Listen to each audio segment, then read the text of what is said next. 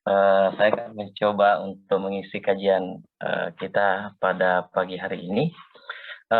Karena kebetulan kemarin mungkin beberapa hari sebelumnya kita membahas tentang bagaimana itu tentang takwa, berkaitan dengan hati. Tapi insya Allah hari ini kita akan membahas sesuatu yang berkenaan dengan fikih yang erat kaitannya dengan puasa. Ya,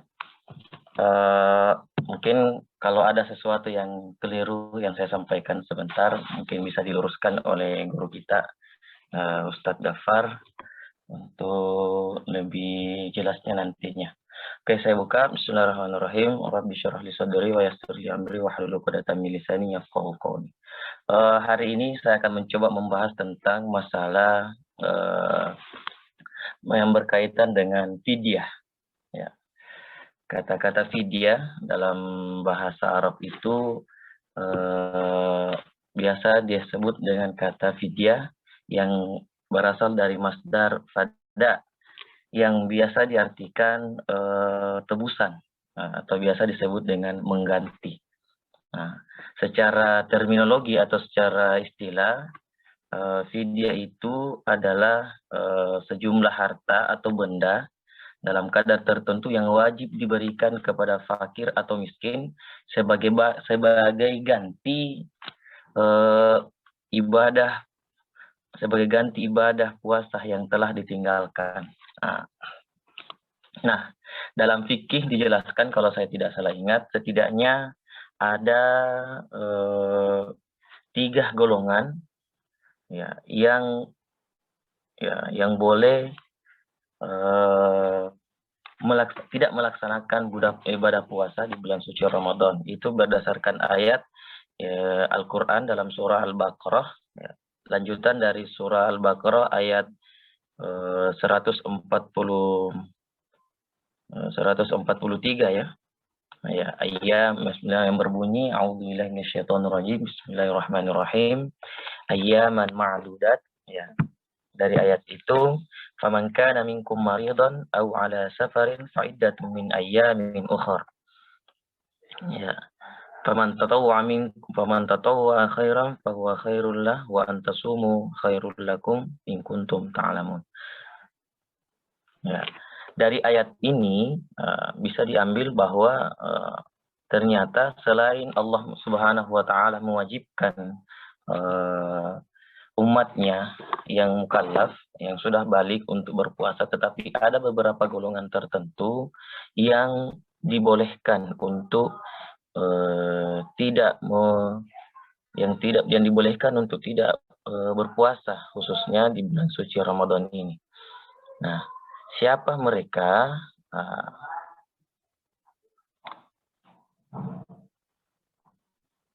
Itu dijelaskan dalam mana tadi ini? Ada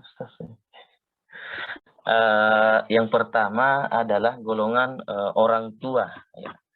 Yang golongan orang tua yang sekiranya tidak ada harapan untuk sembuh, ya. Yang sekiranya tidak ada harapan untuk sembuh, maka di sini ada beberapa kewajiban.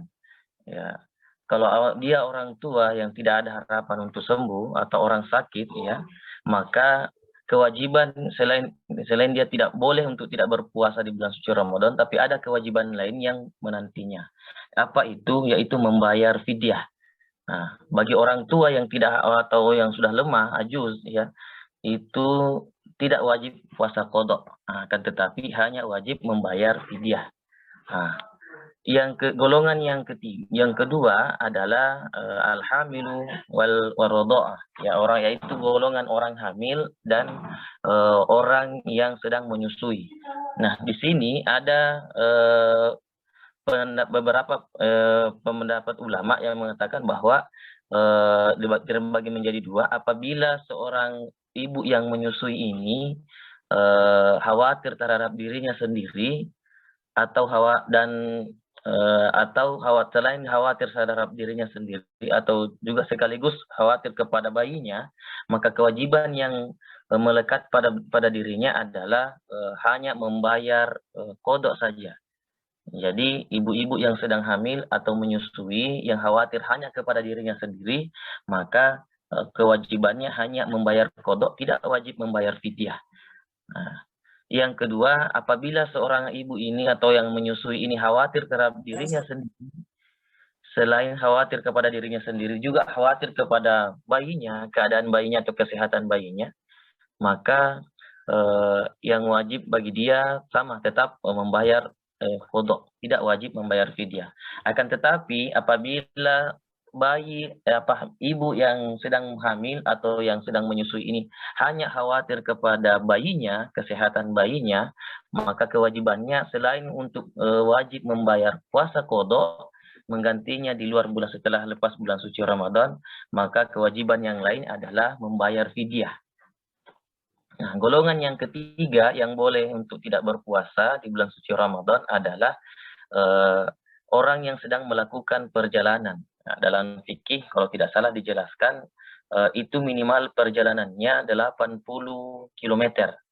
Ya. Yang kedua adalah orang yang sakit yang sekiranya ada harapan untuk sembuh.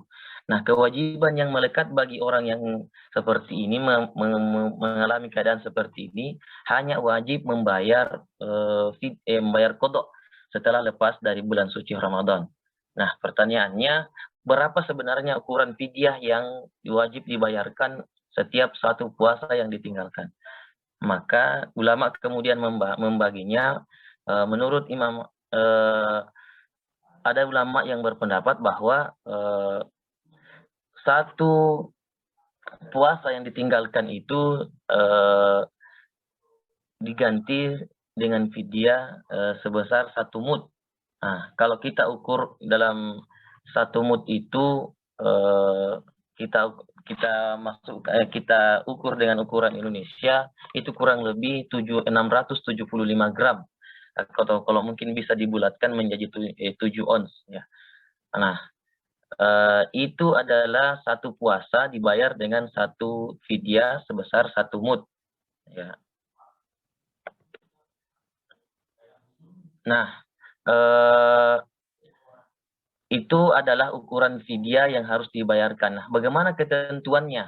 Apakah fidyah itu harus diberikan satu puasa kepada satu orang atau memang bisa diberikan sekaligus kepada satu orang saja dalam 30 hari? Maka ulama nah di sini ada 2 cara. Yang pertama, kita bisa membagikan kepada satu orang satu puasa 1 mud, atau boleh sekaligus ya. Kalau kita misalnya 30 hari tidak berpuasa, orang ibu hamil atau sedang menyusui tidak berpuasa, maka boleh diberikan kepada satu orang atau boleh juga dibagi menjadi dua orang yang diberikan. Nah, siapa yang berhak mendapatkan fidyah ini? Nah, kalau dalam zakat itu ada beberapa golongan yang mempunyai hak untuk menerima zakat, tetapi khusus untuk fidyah di dalam fikih dijelaskan, kitab-kitab fikih hanya ada 2 golongan yang berhak mendapatkan fidyah ini. Yang pertama itu golongan orang-orang yang fakir ya, dan yang kedua adalah orang-orang miskin. Nah, bagaimana kriterianya orang fakir dan orang miskin ini? Ya, kalau sependek pengetahuan saya, kalau di dalam fakir itu sekiranya adalah orang yang bisa makan pada hari ini tetapi belum tahu apa yang akan dia konsumsi untuk esok harinya. Nah, itu golongan orang fakir. Tapi kalau orang miskin, ya orang miskin itu adalah golongan orang yang mungkin kalau salah bisa dikoreksi nanti. Orang yang mempunyai kemampuan hanya untuk membeli makanan pokok saja. Nah, tapi tidak mempunyai kemampuan untuk kebutuhan-kebutuhan yang lain. Seperti mungkin makanan kebutuhan-kebutuhan yang lainnya lah, selain makanan pokok. Nah, saya kira itu